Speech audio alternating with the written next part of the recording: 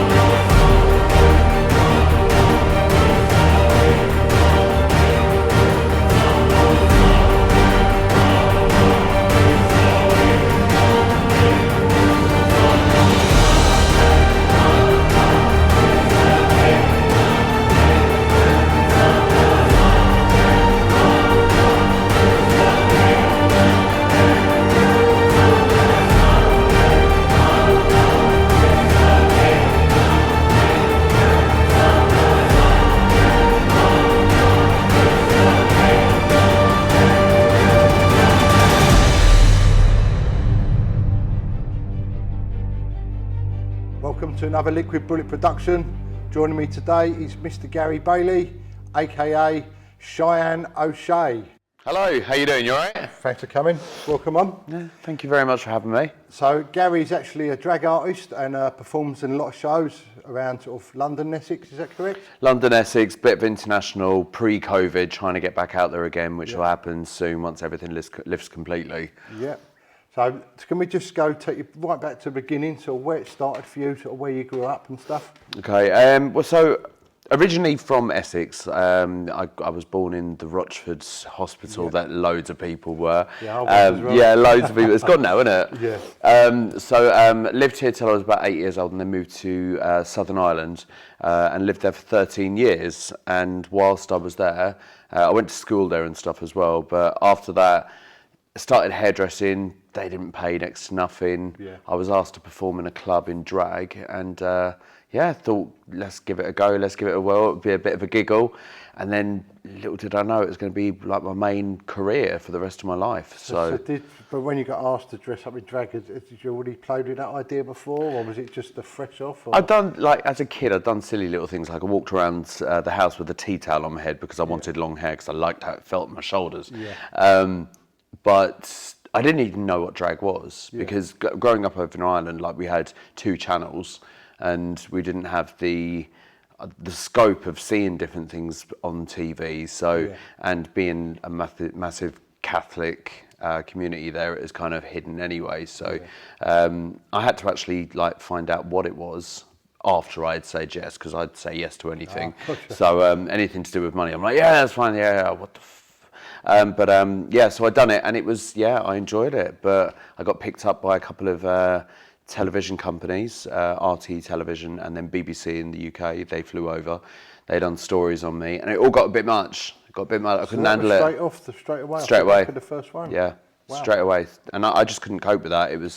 I was a nobody from this small little country town in Ireland called Shyanne, funny enough. And and all of a sudden I'm in the limelight and I was wanted left, right and centre, and it was all a bit much. So I decided when I was moving over from Ireland to the UK, just to put it all in a bag. Never got rid of her, put it in a suitcase and just shoved her up in the attic. So, so I had a massive break there. So what was that first performance? What did you have to do? Or what was... I had to get up and sing. So, dressed up, and I remember I was a size 8 dress. I remember that because someone I bought the dress for didn't fit into it and they had the ump, so I fit into it. But it was a size 8 and I remember like it had gaps all down the side. I showed nearly every bit of skin that I had. I was quite tiny back then. And I just got up on stage and I remember singing Breakfast at Tiffany's. That was my, and I still have that in my set list now, just so that I can kind of like, for good old time's sake. Yeah.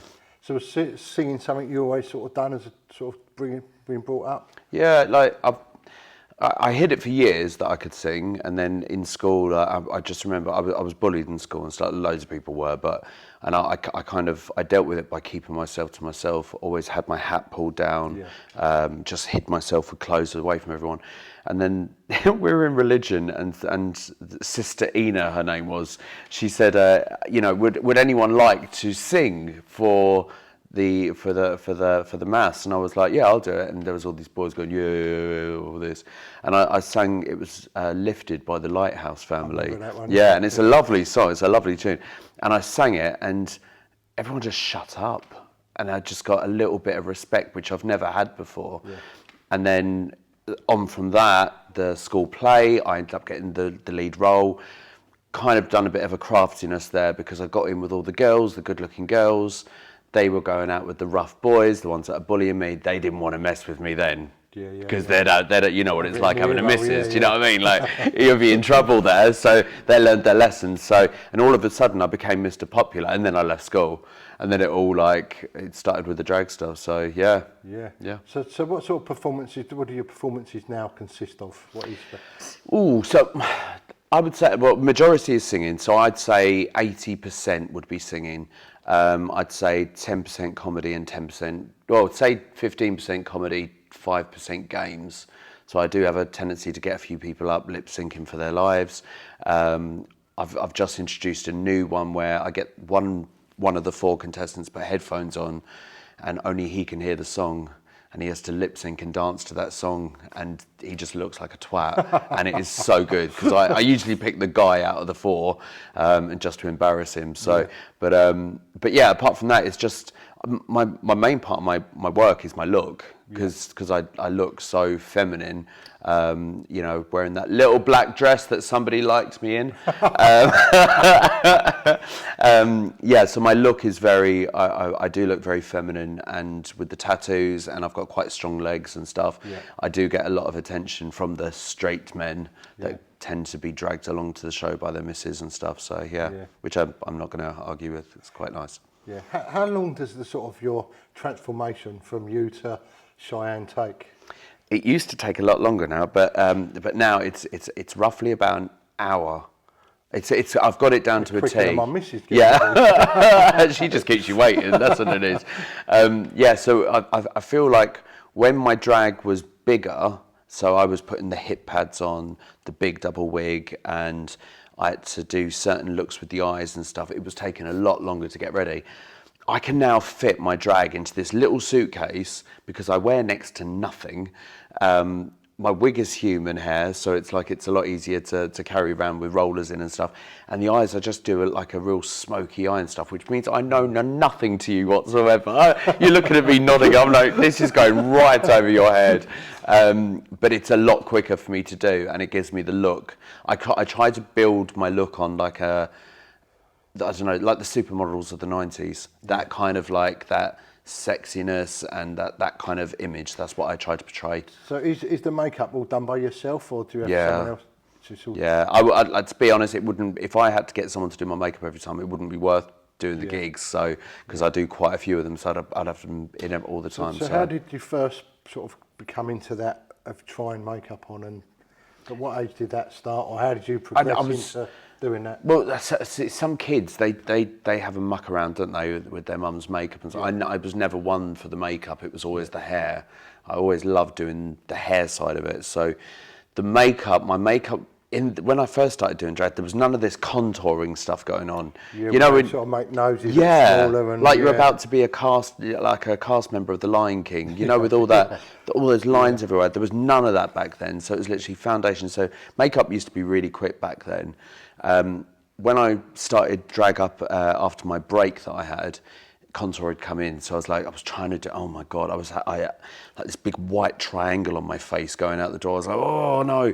And then I started to learn how to blend properly, and it's just literally practice. Keep on doing it and doing it. And it took so long. If I tried to put a lipstick on, I reckon I'd end up looking like the Joker. Oh, you wouldn't see it with a beard, would you? But yeah, I remember watching this famous drag queen called Miss Fame over in the States. And I was watching her YouTube channel on how to do makeup, and I'm sitting there with a pen and paper, writing down every single bit of makeup that she used, and the list was like that. I think it came to like £300-400 for this one look, and I was like, oh yeah, well it's going to last. But yeah, it all changed. Yeah, my makeup cases they're packed high. Can I just ask you, obviously we're friends on Facebook, and obviously I see you sometimes on the train, obviously going to What sort of reaction do you get from the people on the train, or Yeah. do you get people talking to you and stuff, or? Sometimes I get a mixture. So I get some people who are really intrigued, really intrigued, and they because sometimes I do my makeup on the train if I'm running out of time. Right, so I've got my mirror there and I lay it all out, take over the table, and they're intrigued and they want to know, so they're watching. They ask me questions. Some guys are like, what you're doing, this is where you clever, going. like this is good. Yeah, where are you going? And then other ones they kind of like they just keep themselves to themselves. I've only really had one bit of trouble on the train, and it was at Barking, and there was a group of kids, and one of them, I don't know what he was saying. It was all that blood kind of talk, and I was like, I don't know what you're saying, but it was obviously against me in a negative way.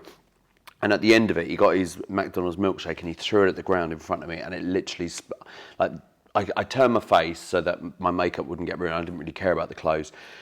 But literally, there must have been about 20 people in that carriage. They all stood up for me and went at them not violence, but literally like, what the hell do you think you're doing? And they didn't have a leg to stand on. So it was really nice that they stuck up for me, because they could see like it's my uniform. So you wouldn't do it to a bus driver, or obviously not a policeman or something, but that's their uniform. This is my uniform, so. Yeah, that's like your work uniform. Yeah, exactly. Might keep it on if the guy's hot, but you never know. Yeah. We all like a bit of uniform. So talk us through one of your performances. How do you start on your performances?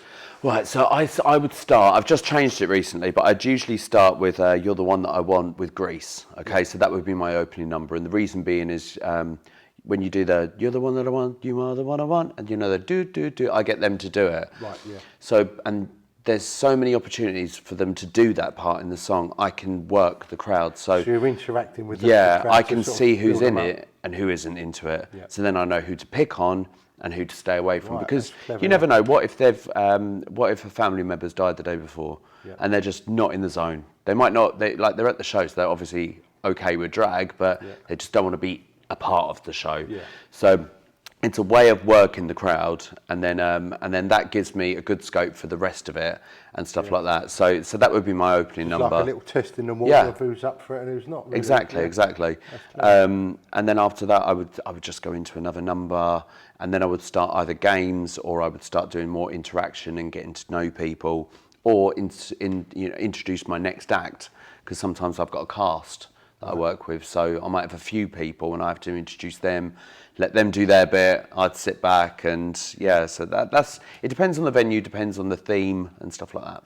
Yeah, so are you getting, do these venues book you for these certain events, or? Yeah. And what sort of scenes are they like? Oh, it's all different now. All varied. It used to be more gay bars, gay clubs. Now it's like, I went to one the other day, 2 days ago, and they were playing football in there, but I had to do a sound check, so I was singing Black and Gold from Sand Sparrow while they were watching Tottenham play, and it was they were like.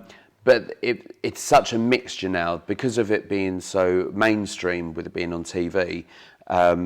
There's so many different bars that are going, oh yeah, let's get a drag queen in, we'll do a brunch, because they know they can earn money. They know it, and they know that it's not just a fad now, it's just pure entertainment.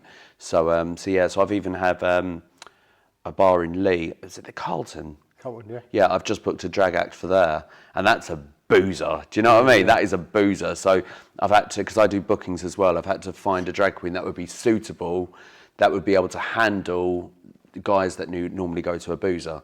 Because some drag queens, they might be a little bit more fragile and stuff, and they might not be able to handle it. Yeah. So, but yeah, Bambi definitely will, so it'll be all good. So you're actually sort of like a representative for other ones as well? Yeah, kind of like a booking agent. So I've got a few venues. Like one, for example, is in New Cross House, and I'd book 2 acts for them every single month on the same night, and it's just like I literally set them all up, send the images across, make sure they work well together, make sure they're suitable for the venue, and so it's good fun. I get respect from the drag community then. That's what it's all about, respect. So talk us through your sort of your clothing brand for Shyanne. My clothing brand. What is this like for expense-wise for you? Because I know my missus is not cheap when it comes to clothing. I think she's having you on. I need to introduce her to AliExpress. That's what I need to do. So a lot of my stuff I would buy maybe ASOS. It might be online just through websites, and then I'd alter them. So I wouldn't wear things that would be too long because I like them ultra short, and so I'd get things I'd alter. I'm quite good at altering things and adding things and subtracting. Do that yourself as well? I'd be quite happy to do that. For certain looks that I need, for certain things, like I've done an Alice in Wonderland theme, which I've actually got to do in June, actually, in late, and I've had an alternative Alice with Who the Fuck is Alice embroidered on the front. I've had it all made with leather and spikes and stuff like that. I've got a costume designer in Leicester that would do all of that for me, so she does all my bespoke stuff, and then I just do all the little tweaks. So gotcha. But it's really expensive. I can imagine. It's really expensive. You're going to buy 2 lots of clothing for yourself, aren't you? Yeah. Well, I don't really buy stuff for Garri. That's the thing. I don't buy like if you saw it in my bedroom, I've got a massive rail, like a wholesale rail for a shop, full of costumes, and then there's this little wardrobe at the end. It's about that wide, and that's got all Garri stuff in it. It's got all the vests. It's got the tracksuits. So poor old Garri gets left behind, and Shyanne gets all the. Because I'm a little chav when it comes to my day wear. I like my trainers, comfort. I've got my shorts. I don't really wear suits or trousers or anything because I've got no need to. So I've just got jeans, shorts, t-shirts, tracksuits, done. Yeah. And they get shoved in, and that's it. But her stuff is all laid out. Heels, I've got a whole bookcase full of heels, 68 pairs. So yeah, how many? 68. Pairs? Yeah. It would be 69, but they didn't come yesterday. So yeah, perfect number. So how do you find sort of family and friends found it when you started doing these acts? Were they supportive of you, or? Yeah, my mum loved it. My mum took my first pictures. Oh really? So yeah, she took my first pictures. And that was the night in that ward with the gaps down the side, and she came to that as well. Everyone's been fine with it. My friends love it, but yeah, and it's grown. My mum thought it was a little hobby, but now she's kind of seen that turned into a business. It is a business. Yeah, I do bookings, I do this, I do that. I've got a wig business, so I'm making wigs for other people. And stuff like that. Talk us through the wig business. What is that? That grew massively. That grew the biggest because of lockdown. So where I couldn't do people at home. When I say do people, there was 1 or 2 boys I'd done, but that's a different story. But I couldn't do my clients because of they weren't in my bubble and stuff like that. So I turned my hand to wigs, and I was making these wigs for loads of people in America, theatre companies. I was doing wig raffles, and it was just all a bit of fun just to keep my momentum and my creativity going through lockdown. And after that, it's just grown because those wigs have to come back to be restyled, and it's huge. So what, you're just selling the wigs, or you're designing them, or sort of shaping them, or? So I'd buy them in, and they're quite flat, just all one length, and then I'd cut them using my hairdressing skills. I'd cut them and backcomb them, design them into different looks. Sometimes I have to sew 2 together to make them ultra big, and then just package them and send them off. Basically, sort of custom. Yeah. Roy, we got your wig sorted. we get him a nice pink one or something. Should we drag him up for one of the shows? It'd be fucking brilliant, wouldn't it? So is that going to be an ongoing thing now then? With the wigs definitely. Like I don't do as many as I did because my drag work has gone through the roof. But I do take the custom orders still. There's just a little bit of a waiting time. So, but I'm always doing them. I've just done 3 for a Cher tribute, and it's just like it's ongoing. So, but one thing I've learned through lockdown, you've got to have your finger in as many pies as possible. So it's pretty much opened up a lot of avenues. Oh, for you completely. Definitely. Yeah. Where do you think your future holds for you now? Sort of going down these paths. Oh, it's funny. Like where would you like it to go? I don't know. I don't know. I want to be comfortable, and I just want to be free. Do you know that free feeling? I've just had loads of surgery done, and the surgeons over there, they want me to be their UK agent. So I'm now working for a medical tourism group in Turkey, and I think that is going to be I think that's going to take over the drag, so because it's going to be so popular. Another for work-wise, exactly. So, and then doing the drag on top of it, and there's just the scales. There's lots of scales, and they're all kind of like this at the moment, and I don't know which one to go down. So I've done the hairdressing bit. I'll still do a little bit at home, but I've done the salons. I've done, I've been there, done that. It's better probably to keep your fingers in all the definitely. to keep them all turning. Definitely. Keep all the clogs turning. It's got to be done. Got to be done. Yeah, amazing stuff. You must have had some funny stories over the years with doing the drag acts. Have you got any funny ones you can share with us? Any funny ones? You must see some funny things. See, the thing is, I don't get to see a lot of drag acts because unless I'm working on a cast, like a brunch or something, I'll get to see some. But because we get booked on hour slots in the UK, we don't, like in the States, you go, because it's always a cast in the States of about 4 or 5, maybe 6, 7 drag queens in one session. But over here, you get booked by the hour. So you might be on 6 till 7, the next person's 7 to 8, and you just cross, and you don't get to see them. So do you have any funny stories sort of interacting with the audience? Must have come across quite a few funny things. My sequins got caught on a man's wig when I walked past, and I ripped that off. That was, what can you do? Like, it's stuck to your arm. The guy didn't know it was, or didn't want. Maybe it was due to be redone. I don't know, but I just walked past him, and that ripped that off.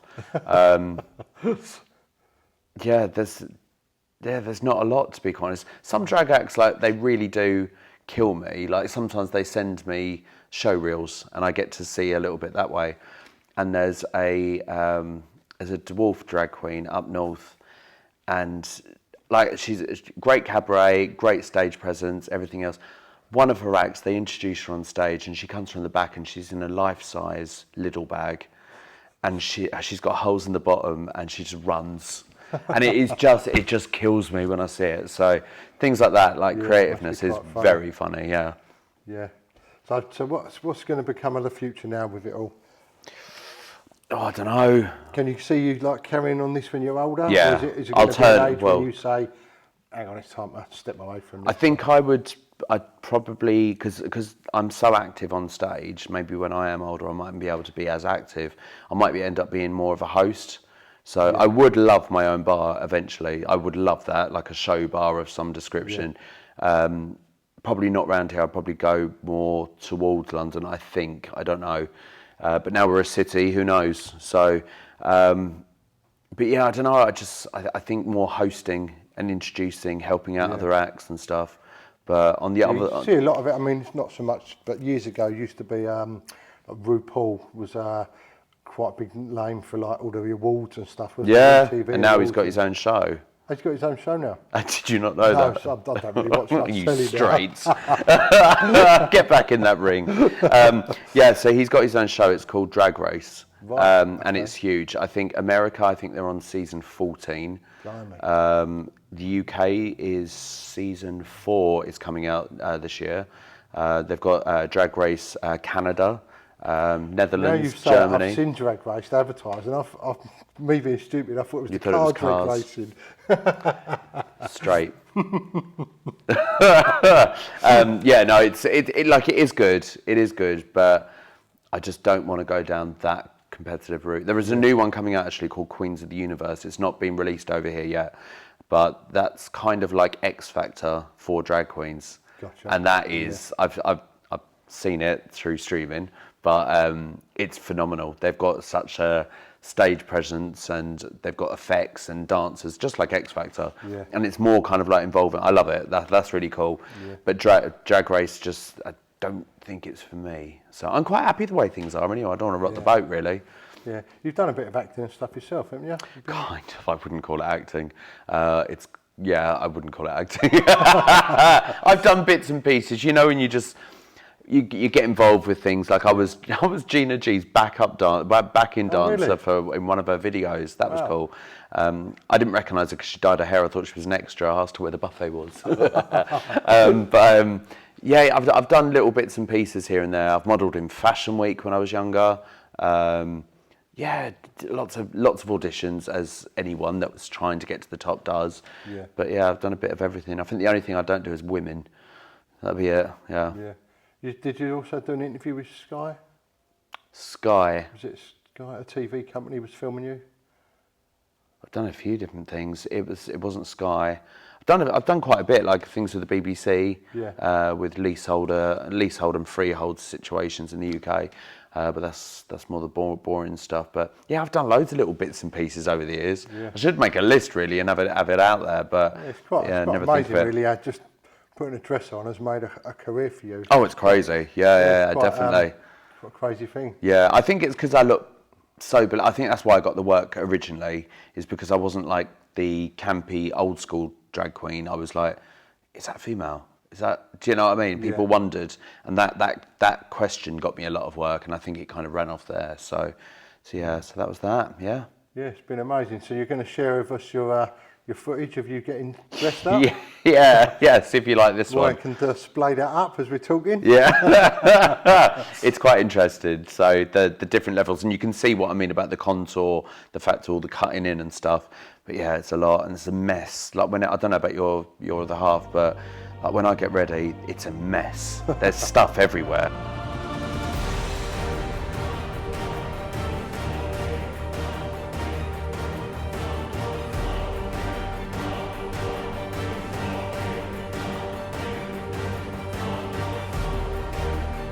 So I got ready on the train the other week, and I was using the powder on my face, the loose powder, and it's just white powder. Well, it's meant to be translucent, but it looks white. So I put it on, it was all over the table. And I know it's really bad, but I got my credit card and I made them into little lines, and then I've just got off the train and left them there. Because I just thought it'd be really funny to see someone else's reaction to what was there. You can imagine them sitting down, just looking down at it, thinking, oh shit, do I? Do I dare? So Garri, can I just ask you about your own sort of emotions? Obviously, people give you sort of compliments, and you probably get a lot of criticism. So can I just ask you a little bit about your own emotional self, how you take on board with people? Well, the thing is, I think, like, being the age that I am, going over the years, I think it would have hurt me more in the past, but I deal with it a lot more now. You know, I can be a little bit hot-headed. So if I'm walking past someone and they snigger or something, I've got a really bad habit of turning around and saying to them, well, that was discreet, wasn't it? I'm walking off, which could cause major problems, you know what I mean? But I think because it is so mainstream now, the comments that I do get are mostly positive. Right. You know, I get people stopping me, asking me, do I do my own makeup? How do I do this? Am I a makeup artist? Would I do theirs? No. And then you get a few that would snigger, like being here in Southend. Like, we're in a suburb of London, and you know, when I'm walking towards the train station or walking to the Royal Hotel or something like that where I've got a gig, you know, there are the groups of people, they might start, but they're not really, really bad, but they're just a few negative little comments would be thrown in. And like I said, I've just got a habit of biting back a little bit. Yeah. If I know that, sometimes you get that vibe, don't you? But it's like, come on, walk on, just leave it, walk on. So sometimes I might do that, but I cope with things okay. But I know... I think you're going to get, no matter what you do in life, there's always going to be a few people that are going to throw negative stuff at you, whether it's... boxer. Well, that's exactly it. If you wore this stuff and you had to nip to the shop quickly just to grab something, you could get exactly the same. Yeah, I mean, it's any walks of life, you're always going to get a few negative people out there. So as long as you're getting the positive side as well, then you know, you just got to forget about them ones. Yeah, there's an old saying, like, what someone else thinks of you is none of your business. You know, it's if they starting you, like I probably won't be able to handle myself as much as you could, but I'm able to look after myself. But like you said, there's always going to be someone to put you down. Yeah. So, right. But it's how you cope with it. How do you find social media? Obviously, you use a lot of social media and stuff. Social media is a funny one. Like, sometimes it scares me putting something up. Like, the pictures that I put up on my drag profile are pictures. You know, I know that they're, you know, I've got a little thing on there under one of the settings that you can't comment unless you're a friend of mine on that. Right. And you know, that's brilliant. But sometimes I could put my view up on Facebook, and you could just be knocked down. And I'm not very good with my words sometimes with writing. I'm okay in person, but sometimes I'm not as quick as other people. And all of a sudden they've turned something into such a negative. Yeah. And it's like, I didn't mean it like that. Yeah. But you know, you're like they call them snowflakes, don't they? They just jump on board, and they're the first ones to put you down. But in person, they're the first person to go, oh, you look really good. You look really good. Yeah. But yeah, some people are just really nasty. Yeah. But they sit there bored, and they just have that nastiness in them. Yeah. So, but I've stopped looking now. So I've turned my notifications off on Facebook. I don't look. So I might put my view up there. I think sometimes that's better, isn't it? When you're sort of arguing back with them, that's what they want. They want a reaction out of you. They want to get to you. When you just don't even just ignore it, then they've lost. They've lost the game. They got no one to argue with. Yeah, and it's learning just to not put that post up in the first. Like Adele, she got told off, didn't she? So she's got someone that does it for her now. I think she writes it, it gets checked. Yeah, and then it'll go up. Yeah. I need that person. Please get me that person. But yeah, it's the same with anything. You could be a nurse, you could be, you know, martial artist, all that kind of stuff. But you're always going to have people that aren't as successful as you, that are there to put you down, and they don't care how it hurts you. They just want more people to back them up against you, so they feel more powerful. Yeah, it's a little bit like bullying. A lot of social media bullying. That's exactly what it is, mate. It's bullying. It's bullying. So, you know, have your comments, but just keep them to yourself. Yeah. So yeah. So where can people find you if people are interested in booking an act, or they want to follow your own sort of pages and stuff? Where can people find you? On social media, so you've got Instagram is the main one now for me. So it's Shyanne_O'Shea. Then my website is all the W's, ShyanneO'Shea.com. You'll probably find my number on the back of most bathroom doors in Southend on Sea. sketched really, or with my nail. But yeah, like you'll see me around. Like I work in quite a few venues in London, and well, it's like when you buy a new car, isn't it? If you went to look at a red smart car, all of a sudden you see red smart cars. Now you've seen me on air, you're going to see nothing but me everywhere. Okay, Gary, we start and wind it up there. Yeah, cool, lovely. Thank you so much for coming and sharing. Thank you very much. We get in the ring now. Never. Thank you.